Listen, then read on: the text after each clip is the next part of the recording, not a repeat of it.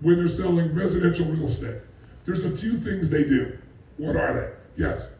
When you're in the residential real estate business, first thing is you've got to get listings. That's right. So you market to the people that are possibly selling. That's one. Okay. How do you do that? Well, there's a variety of different ways. The first way is through referrals. Second way is farming. Third way is cold calling. You've got 8 or 9 different ways to do it. And the first 3 you told, you didn't tell those just because there are 9 ways, but 90%, 98% of all people in that market do those 3 things. They'll go out and they'll farm, they'll go out and they'll do the exact same things everybody else does. So how do you get a competitive advantage? You have to do what they do, the same thing, better than them. It's hard to be geometrically better at farming. Very hard. But it's not hard if you found a totally different way to get a listing that nobody else is doing to be geometrically better. You're already geometrically better because you're doing something they don't do.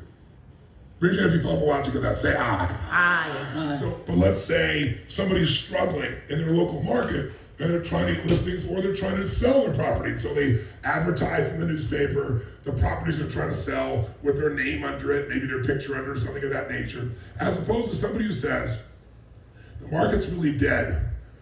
You know what? What do other industries do? Other industries don't knock on doors. Other industries have like trade shows. What if I decided, where is the market really, really large for where I am? I have a home up in Vancouver, British Columbia, Canada. The market was going down, and a couple of smart people stopped trying to sell to locals, and they flew to China. They did a bunch of trade shows in China, and they brought back more business than Vancouver has seen in the last decade.